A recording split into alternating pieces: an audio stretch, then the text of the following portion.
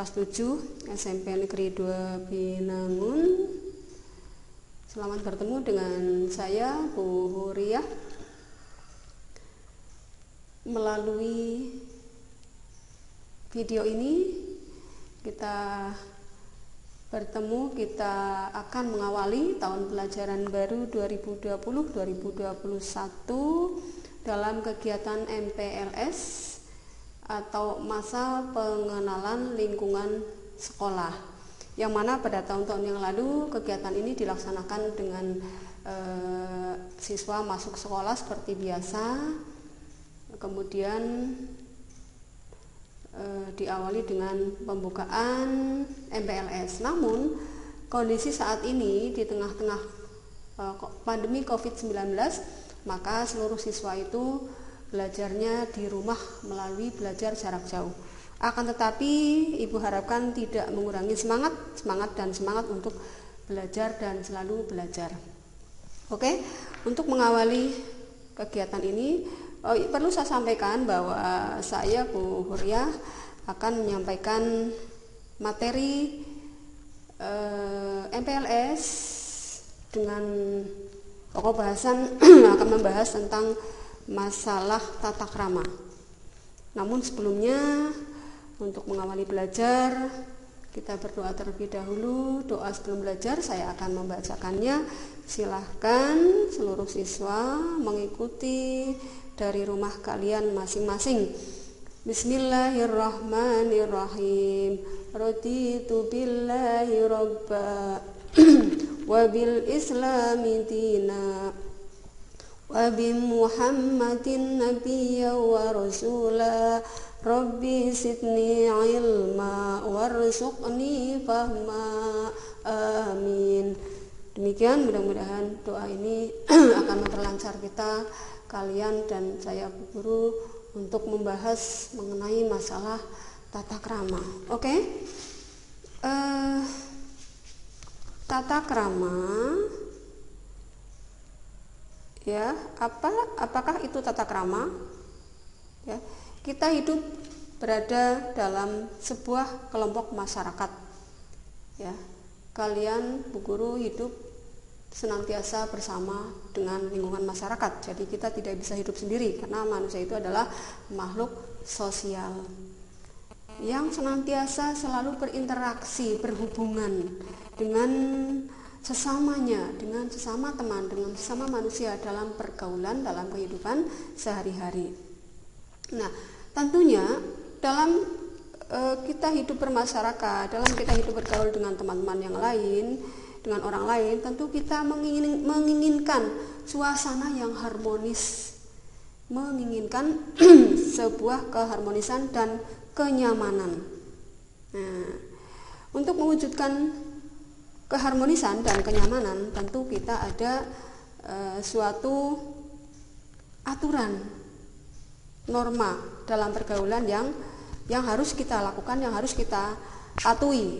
Nah, sebelum saya menyampaikan masalah tata krama, terlebih dahulu saya mengungkap bahasa atau kalimat tata krama, bahwa tata krama itu memiliki dua pengertian. Tata itu artinya tata dan krama, sedangkan tata itu artinya adalah norma, dan krama itu mengandung pengertian sopan santun. Nah, di sini tata krama itu artinya adalah satu aturan, satu adat istiadat, suatu kebiasaan yang ada dalam masyarakat, dalam lingkungan kita, yang kita laksanakan dengan sopan santun. Nah, sopan santun.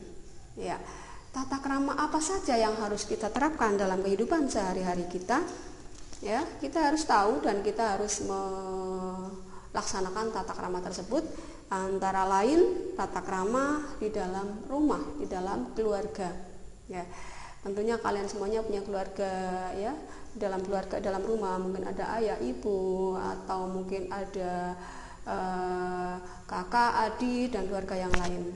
Nah, supaya hidup kalian dalam rumah itu lebih nyaman, lebih indah, lebih harmonis, maka tentunya kalian juga harus selalu menerapkan tata krama, sopan santun dalam kehidupan keluarga.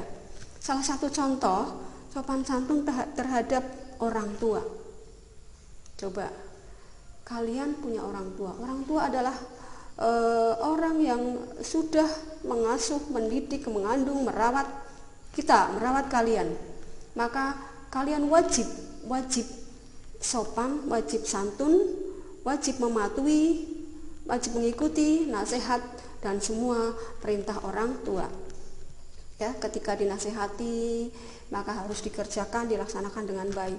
Ketika disuruh harus dikerjakan, ketika dipanggil harus segera mendekat.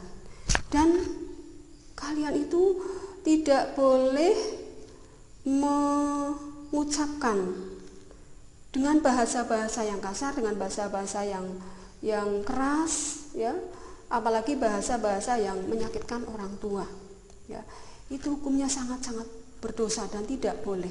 Ya, sebagai anak yang baik itu harus selalu patuh, selalu taat kepada orang tua di rumah. Ya, tidak boleh membangkang, tidak boleh berkata kasar, tidak boleh berkata yang keras, ya. Tapi harus bersikap lemah lembut, bersikap sopan santun kepada kedua orang tua. Atau dalam bahasa lain birrul walidain, berbakti kepada kedua orang tua.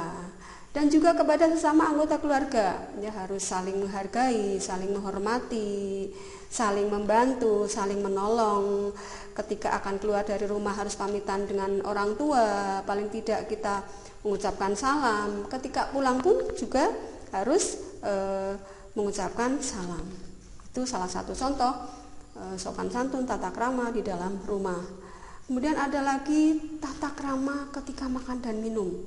Makan dan minum itu adalah sebuah kebutuhan yang dipenuhi dalam kehidupan sehari-hari. Ada tata caranya, ya. Sebagai manusia itu diberi akal pikiran, apalagi manusia itu diciptakan dalam bentuk yang sebaik-baiknya dibandingkan dengan makhluk yang lain, ya. Ketika makan pun juga ada aturannya, tidak seperti binatang. Salah satu contoh aturan tata krama ketika makan, ya, pada saat akan makan tentunya harus mencuci tangan terlebih dahulu. Apalagi sekarang, ya, zaman kondisi COVID-19, ya, pandemi COVID-19 itu kita harus senantiasa dan lebih banyak sering mencuci tangan. Apalagi ketika kita akan makan, ya. Ketika kita akan makan, kalian harus mencuci tangan terlebih dahulu, tangan harus bersih dari kuman. Ya. Kemudian makan sambil duduk, tidak boleh sambil berjalan-jalan, ya. Kemudian tidak boleh sambil bersendau gurau, tidak boleh sambil tertawa. Dan makan pun juga ada aturannya, aturan yang lain, yaitu ketika makan jangan mengambil makanan yang berlebihan sehingga tidak menyisakan makanan. Jangan sampai makanan itu kita sisa, gitu, ya. Jadi mengambilnya itu yang kira-kira kenyang kita ambil. Kalau kurang gampang tambah lagi. Dan tidak mencela makanan. Ketika makanan tidak enak, kita tidak boleh mencela, karena makanan itu adalah makanan rezeki dari Allah. Setelah makan bagaimana? Nah, setelah makan itu juga ada tata caranya, ya. Setelah makan, kemudian sisa makanan yang ada dibersihkan, maksudnya ditata yang rapi, kemudian dicuci piring, mencuci tangan, dan ada doanya juga. Saya yakin kalian semuanya sudah hafal doa sebelum makan dan doa sesudah makan. Kemudian contoh tata krama yang lainnya, ya, tata krama terhadap guru ketika di sekolah. Suatu saat nanti ketika pandemi COVID sudah aman, sudah selesai, kalian berangkat ke sekolah, tentunya berinteraksi dengan bapak, ibu guru, dengan semua warga sekolah di sekolah. Oleh karena itu, bagaimana kalian di sekolah? Terhadap bapak ibu guru terutama.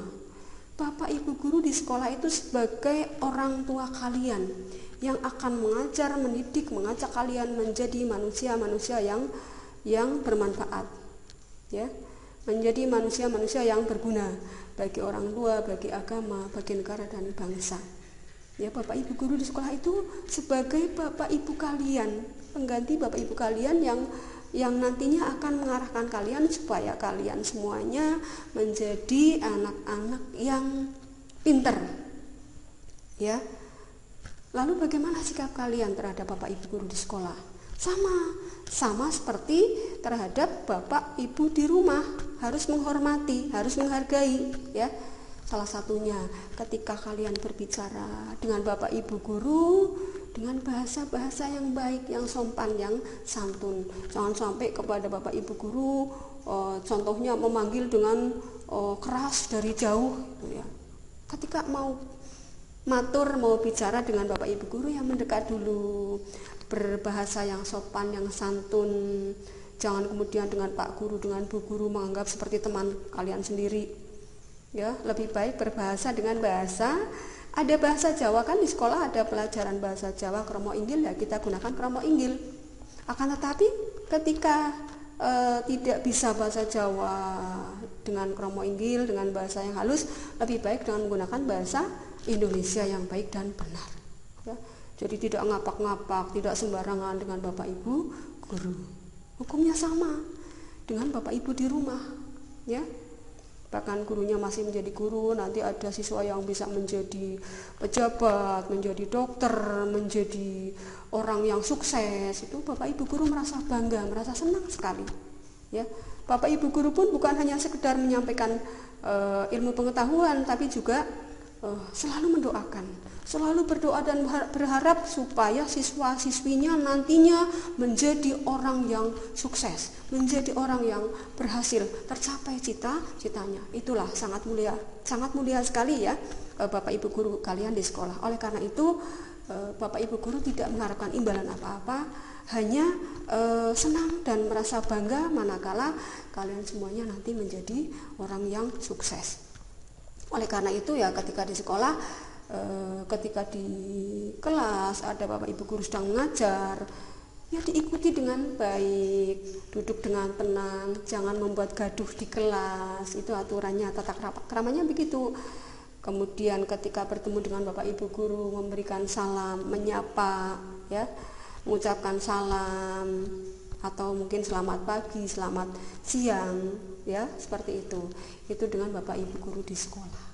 Jangan sampai kemudian berkata yang kasar, berkata yang keras dengan Bapak Ibu guru. Karena Bapak Ibu guru di sekolah semuanya sangat mencintai dan menyayangi semua siswa-siswanya. Ya, seperti itu contoh dengan Bapak Ibu guru. Kemudian ada lagi, kalian di sekolah itu bergaul dengan teman-teman yang lain ya. Banyak temannya. Kalau kalian sekarang kelas 7 ya, kalian punya kakak kelas 8 dan kelas 9.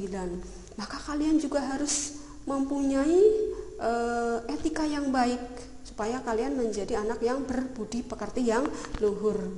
Bagaimana dengan teman-teman? Ya, harus saling membantu, saling menolong, saling menyapa dengan baik, saling memberi salam.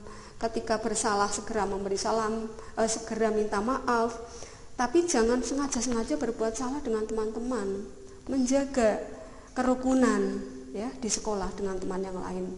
Hidup rukun, hidup damai, nanti akan terasa indah sekali ketika bisa berinteraksi, menjaga keharmonisan dan kenyamanan ketika di sekolah dengan teman-teman yang lain. Ketika ada teman yang mungkin butuh pensilnya, pulpennya kebetulan pas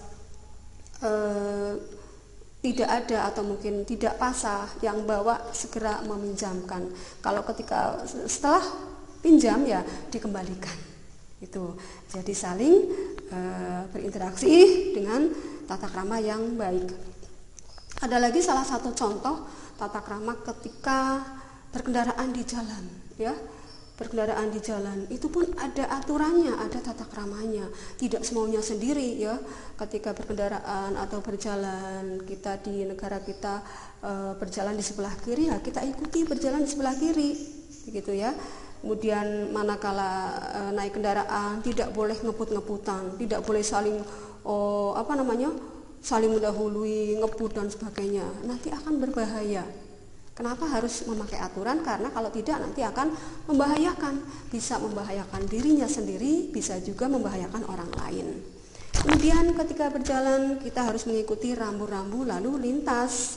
Di sana kita melihat ketika ada rambu-rambu, lampu menyala merah, kemudian nanti menyala hijau, kemudian lagi menyala kuning. Itu kita harus tahu. Ketika rambu-rambu lalu lintas menyala merah, itu tandanya kita harus berhenti. Ya, aturannya, etikanya begitu. Lah, kalau kita tidak berhenti, kita melanggar aturan itu, ya nanti akan berbahaya dan membahayakan. Ya, ketika lampu hijau kita dipersilakan untuk berjalan, baru kita berjalan. Ada lampu kuning, itu siap-siap untuk berhenti. Itu alangkah indahnya ketika kita hidup ini kita terapkan etika, tata krama dalam kehidupan sehari-hari. Tentunya nanti akan mendapatkan kehidupan yang harmonis, yang nyaman, yang rukun, yang tentram, yang damai bersama masyarakat, di sekolah, di rumah, dan dengan lingkungan. Kemudian demikian yang dapat Ibu sampaikan untuk sementara.